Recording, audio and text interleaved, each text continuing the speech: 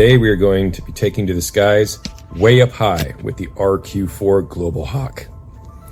The high-altitude, long-endurance UAV is a powerhouse of surveillance, intelligence, and reconnaissance. Some call it the eye in the sky, others call it a game-changer. Either way, this bird is a force multiplier. Strap in, because we're about to dissect what makes the RQ-4 such a dominant asset on the modern battlefield. Let's rewind a bit. The Global Hawk program started in the 1980s, part of DARPA's efforts to develop a high-endurance UAV that could provide real-time battlefield intelligence. Northrop Grumman took the lead in developing the system, and by the early 2000s, the RQ-4 was already proving its worth. It was designed to replace the U-2 spy plane, offering persistent surveillance over vast areas without risking a pilot's life. And let's be real, having an asset that can stay airborne for over 30 hours while covering thousands of miles is a serious advantage. Now let's talk about the nuts and bolts.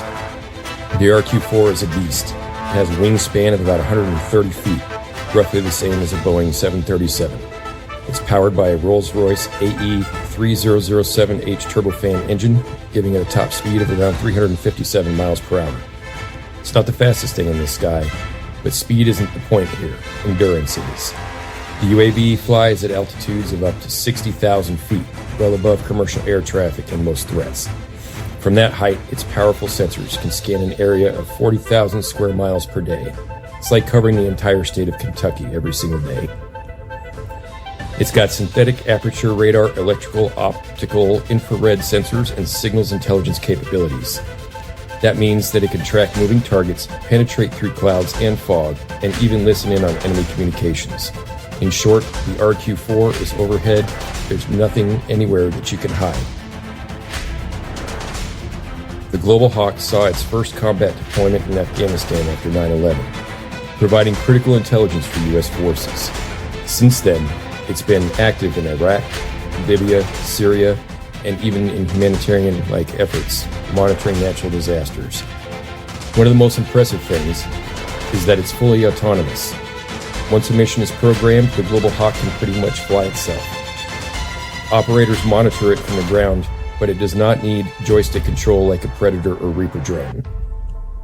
This thing is a robotic scout that doesn't sleep. Some of the places where the RQ-4 shines is the unmatched endurance. Nothing else can loiter over a target for 30-plus hours at high altitude. It has exceptional sensor suites and radars, opticals, and signals intelligence that make it a powerful reconnaissance tool. Lastly, it has no risk to pilots, which reduces the human cost in high-threat zones. With all that said, the U.S. Air Force has been looking to phase out some of its Global Hawks in favor of newer, more survivable platforms like the RQ-180, a stealthy ISR drone that can operate in denied airspace. But the RQ-4 is not done yet. Some versions are being upgraded with advanced sensors and AI-driven analysis tools, and there is potential for it to integrate with future drone swarms or satellite networks. Even as new tech emerges, there will always be a need for persistent surveillance. So there you have it, the RQ-4 Global Hawk, a flying reconnaissance powerhouse that has reshaped modern warfare. It's not the flashiest aircraft out there, but when it comes to keeping an eye on the battlefield, few platforms do it better. That is all the time that we have for today's episode of Zan's Weapon Depot. If you like this breakdown, be sure to subscribe and share with your fellow military enthusiasts. If you've got a weapon system you'd like to see, let us know in the comments. Until next time, stay frosty, stay informed, and remember, by failing to prepare, you're preparing to fail. Semper Fi.